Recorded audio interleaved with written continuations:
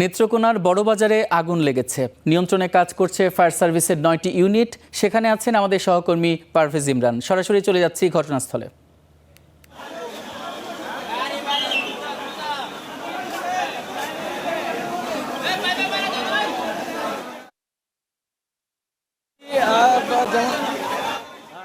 আপনি যেমনটি বলছিলেন, নেত্রকোনার যে বড় বাজার, সেই বড় বাজার হচ্ছে নেত্রকোনার সবথেকে বড় যে কাপড়ের এবং যে অন্যান্য জুতার দোকান, সেইখানে কিন্তু এইটি অবস্থিত। কিন্তু নেত্রকোনার বড় বাজারের সুচিত্রা স্টোর নামে একটি খেলনার দোকানে কিন্তু শর্ট সার্কিটের বৈদ্যুতিক শর্ট সার্কিটের মাধ্যমে অগ্নিসংযোগ হয়। এটা আপনার রাতের আনুমানিক রাত 9টার দিকে এই অগ্নিসংযোগটি ঘটে। এরপর থেকে কিন্তু আশপাশের আরও 5 থেকে 6টি দোকানে কিন্তু এই আগুন ছড়িয়ে পড়ে। এখন পর্যন্ত কিন্তু ব্যাপক ক্ষয়ক্ষতির আশঙ্কা করা যাচ্ছে।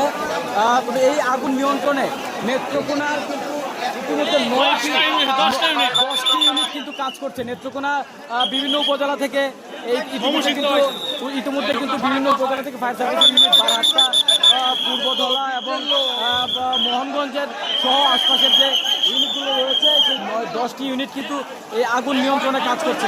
এখন পর্যন্ত কিছুটা আগুন নিয়ন্ত্রণে আসলেও ক্ষয়ক্ষতি যেটা হওয়ার প্রায় 1.5 ঘন্টা যাবৎ কিন্তু অক্লান্ত পরিশ্রম করে যাচ্ছেন ফায়ার সার্ভিসের কর্মীরা, আমরা দেখেছি। এর মধ্যে কিন্তু একজন ফায়ার সার্ভিসের কর্মী আহতও হয়েছেন, আমরা যতটুকু জানতে পেরেছি। আশপাশে এইটার পাশেই কিন্তু একটি ব্যাংক রয়েছে, সেই ব্যাংকে যেন আগুন ছড়িয়ে না পড়ে সেজন্য অক্লান্ত পরিশ্রম করেছেন এই ফায়ার সার্ভিসের কর্মীরা। সেই সাথে স্থানীয় যে লোকজন রয়েছে তারাও কিন্তু তাদের সর্বোচ্চটা দিয়েই কিন্তু তারা চেষ্টা করে যাচ্ছেন এই আগুন নিয়ন্ত্রণ করার জন্য ফায়ার সার্ভিসের কর্মীদের পাশাপাশি। এছাড়াও পুলিশ প্রশাসন আমরা দেখেছি, জেলার যে অন্যান্য পুলিশ প্রশাসন, জেলা প্রশাসন সবাই কিন্তু রয়েছে।